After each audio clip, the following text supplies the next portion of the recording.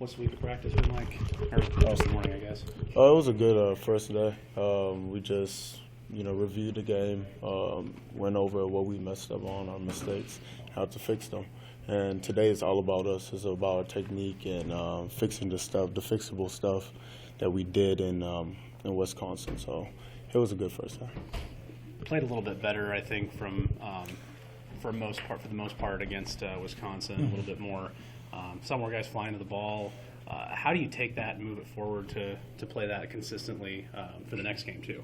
No, it's just got to be a vocal point for the next two games. I think it's easier when you know you only have two games, and that's what we showed on film is what we got to duplicate for two more games. Only two more games, and I think when guys know it's just the last two, they're gonna do it. So that's why I expect every game. Do you feel confident that that's kind of how everybody's going to respond? Mm-hmm. Yeah, I do. I guess how do you go about fixing missed tackles this week in practice going forward?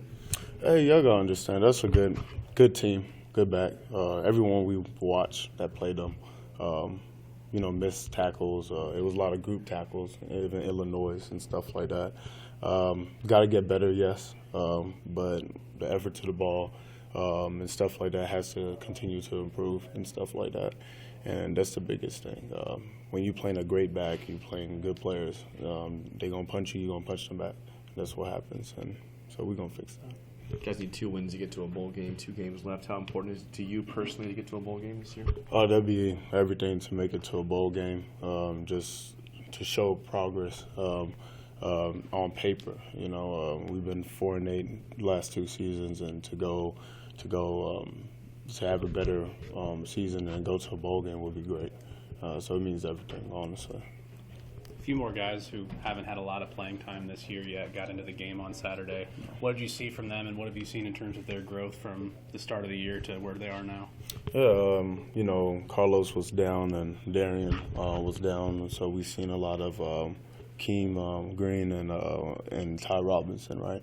And it was good for them to get some playing time for them. I think they did a real good job in following the scheme and doing their job to the best of their ability.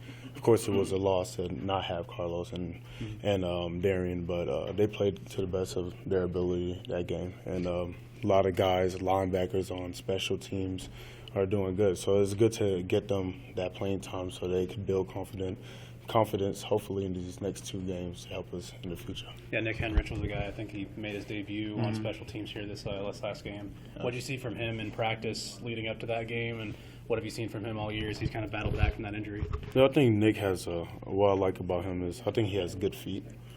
He's a real twitchy, agile player. And I think he understands the playbook. I think he's going to be a guy that's definitely going to play next year. And he's just real agile. Him and Luke are real athletic linebackers, so they're going to be good for us. I saw Diedrich have a big game for Nebraska on Saturday. Are you surprised it took him 10 games to kind of break out and have that kind of big performance? Or not? Surprised, yes, because I know how good he is, But I'm just so glad, man. None of those players could really tackle him the entire game.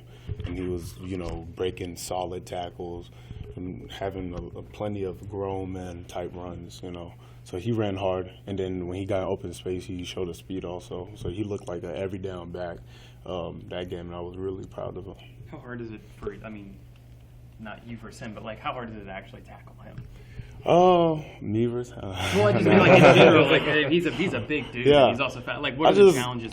He just ran so much differently in that game. I'll tell you, you could tell he had a chip on his shoulder. He wanted to prove a point that game.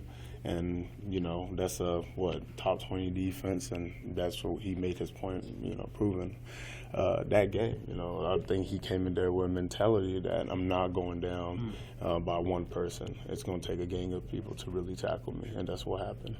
He said after the game he couldn't be outdone by Jonathan Taylor.